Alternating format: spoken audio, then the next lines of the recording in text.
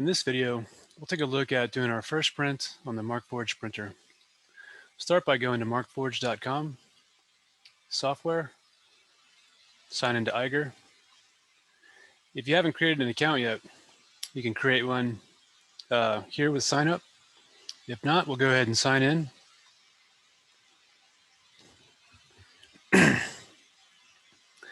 So once we're in the Eiger workspace, the library shows up and we can select any of these previously imported files to print, or we can import a new file by importing STL and navigating to the file that has our part.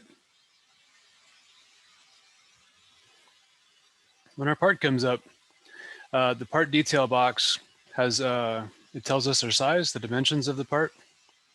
That's the first thing I check to make sure that it came in at the size that I modeled it to. And then on the right-hand side, we have our print settings. So with the rotation tab, we can rotate our part around to put it where we think it's going to print the best. We can also snap to surfaces, and it will snap to the bed, the represented bed. We can zoom in and out using the scroll wheel, and we can rotate around using both the left and right mouse button. So I'm going to rotate around and select this bottom face. At this orientation, it will print without any supports required. So for me, that works pretty well.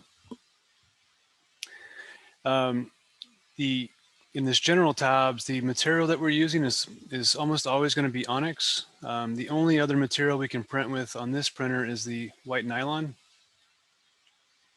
We won't cover reinforcement in this video, and the printer that we're using is this desktop series Onyx Mark II. We'll take a quick look at settings. We can adjust the layer height. If it's a first-time print or a quick print, we can do it to the max layer height that will print a little bit faster. We can modify the units, and we can make scale adjustments. We can turn off supports. I almost always leave the supports on.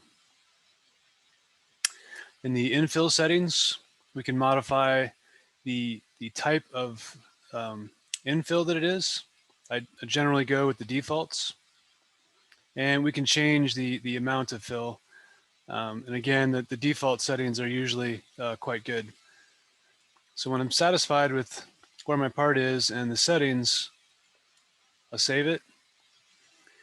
And as I save it, we get our parts details is filled out. So this particular print's going to take 30 minutes, costs 46 cents, and 8 ounces. It's going to be an 8-ounce final mass, and approximately 2 cubic centimeters of material will be used. If I make any more adjustments to the settings, and I need to save it to update this part detail. But I'm good with these, so I'm going to go to print. In here, the only thing we can do to the part now is move it around. If we want to rearrange the kind of orientation to on the bed, we would need to go back to the settings page. And we also can add parts in here. So we have this add parts tab. So if we want to add another of these brackets and maybe an antenna shroud on top of that, say okay. It gives me an error. And it doesn't like that the part, this antenna shroud is not the same height as the rest. So I would need to remove the antenna shroud, and that should remove that error. So they do need, all your parts need to be the same size in a given build setup.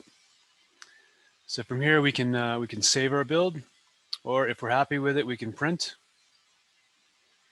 And in this print box queue, if the machine is not turned on, or if the machine has a previous print still on the bed, it won't allow us to print to the machine. It'll just add it to the queue. But in this case, the machine is on and there's nothing on the bed, so I can print now. You will also need to request permissions to print on our particular machine. So just email somebody in the makerspace. We can set you up with that. So I'm good to go here. I'm going to print and wait for my part.